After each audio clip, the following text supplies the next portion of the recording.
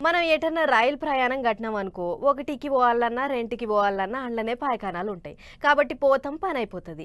అదే బస్సులో ప్రయాణం చేస్తే సవలతు ఉండదు. ఖచ్చితంగా బస్ స్టాండ్‌లో ఉండే పాయఖానాకు పోవాల్సిందే. అగో గిట్లనే బస్ ప్రయాణం చేసినోళ్ళంతా ములుగు జిల్లా వెంకటాపూర్ బస్ స్టాండ్‌కు రాంగానే గీదేం బస్ స్టాండ్ రా నాయనా అని తిట్టుకుంటుర్రట.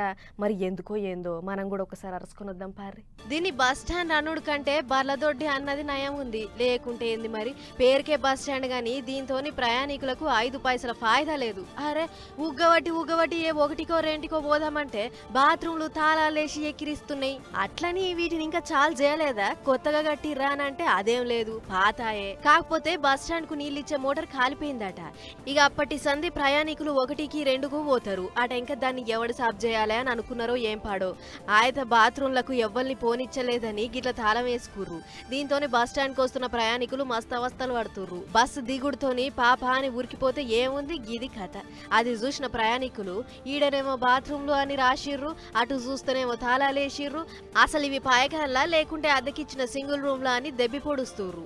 అదే పాయ మోగోళ్ళంటే ఏటో దిక్కుపోతారు గాని ఆడోళ్ళు ఇంకా ముసలోళ్ళ గోసల పరిస్థితి ఏందని మస్తు కోపానికి వస్తుర్రు. పాయకానలు పోయే కాడ ఖచ్చితంగా 5 రూపాయలు 10 రూపాయల టికెట్ పెట్టి పైసలు వసూలు చేస్తుర్రు.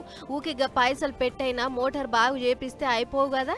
ఇప్పటికే 10 దాకా ఇదే కమానంలో నానబెడితే ఇక మీరు మోటార్ తెచ్చేదెప్పుడు, ఈ తాళం వేసిన తలుపులు తీసేదెప్పుడు అని కోపానికి వస్తుర్రు. బస్ స్టాండ్ల గిసొంటి కనీస సౌలతులు లేనప్పుడు అది కట్టి కూడా దండగా. ఇప్పుడే గిట్లుంటే రేపు ఎండలు ఇంకా ముదురుతాయి. బళ్లకు తాతీలొచ్చి పొల్లగాళ్ళు కూడా శితం తిరుగుతారు. అప్పుడు కూడా గిట్లనే ఉండేనంటే ఈ బస్ స్టాండ్ రాష్ట్రంలో ఉత్తమమైన బస్ స్టాండ్ అని అవార్డు కొట్టుడు పక్క అని కారెడ్డం ఆడుతుర్రు. ఈ ముచ్చట చూసిన జనాలు చూడాలి మరిగా మోటార్ ఎప్పుడు పెడతారో, ప్రయాణికుల తిప్పలు ఎప్పుడు తీరుతాయి అనేది.